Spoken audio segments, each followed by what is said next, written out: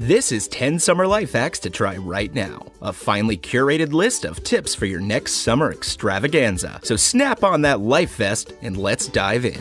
Instead of storing your freezer pops on their side, which creates air pockets, try storing your freezer pops upright in the freezer.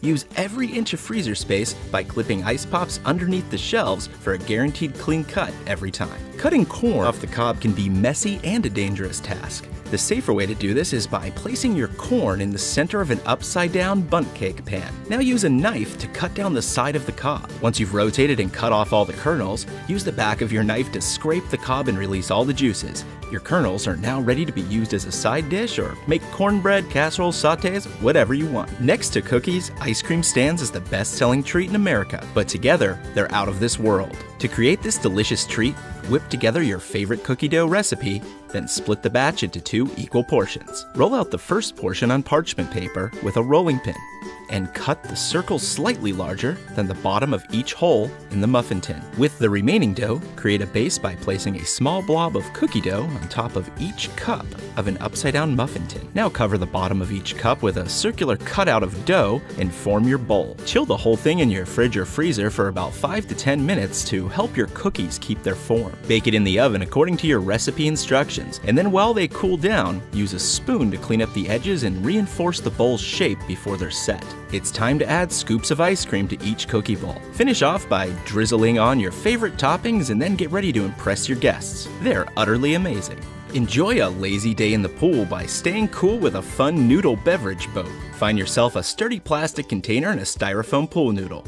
Measure all 4 sides of the container and cut the noodle to fit each side accordingly. Use either strong scissors or a very sharp knife to cut the noodle. Thread some twine through the middle of each piece of the noodle and create a rectangular shape that'll fit snug around the container as you pull the twine tightly around it and secure a small knot at the base of the string. You can either cut off the excess string or tie a loop for easy access to your boat. Fill your new beverage boat with your favorite drinks and top it off with a bag of ice. Now you can amuse your party guests as your bobbing beverage boat floats on by. By now you've probably seen this way of cutting watermelons into small cubes. Today we'll show you another simple yet brilliant way to cut and serve watermelon. Start by cutting your watermelon in half with a chef's knife. Take 1/2 and face it down onto your cutting board. Carefully shave off the rind from top to bottom, taking as little of the red flesh as possible. Now cut off any remaining rind left behind and trim off the top.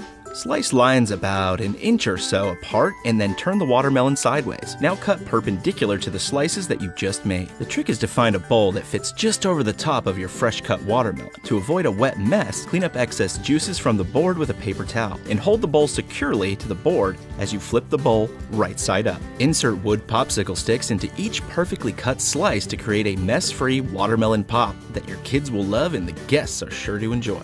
Most people know this one already, but we want to remind you to stay hydrated during those hot summer days ahead. Fill an empty water bottle about 1/3 full and put it in the freezer on its side. Once it's frozen, fill the rest with water for a longer lasting cold bottle. The FDA does note that reusing plastic water bottles without washing them could possibly harbor bacteria, but it doesn't cause them to release carcinogenic dioxins into the fluids that they contain. This was actually debunked by the American Cancer Society. So if you're still skeptical, try this instant freeze trick instead.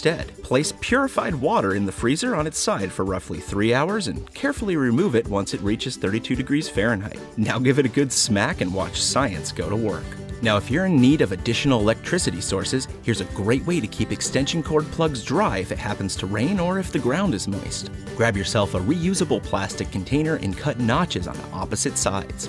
Place the cord connection in the container and snap on the lid. This hack will offer temporary protection for your extension cord plugs for all your outdoor necessities. To avoid that melting mess at the bottom of your waffle cone, stuff a marshmallow inside to plug the bottom.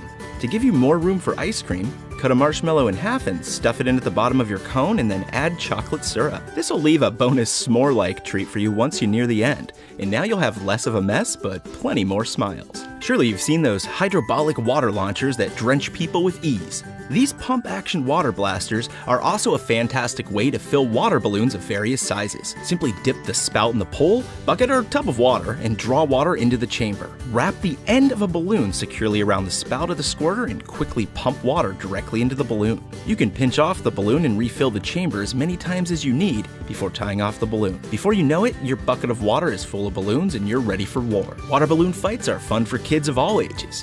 Just be careful of what might be in your line of fire. You can build your own rope swing with 3 basic materials and a few tools. Your local hardware store should have pre-cut 12-inch plywood rounds, a carabiner, and about 20 feet of outdoor poly rope. Start by sanding the edges of your plywood slab. Now locate and mark the center of the wood and drill a hole that's about the width of your rope. If your swing is meant to be a permanent fixture, tie it directly to a beam or a tree branch.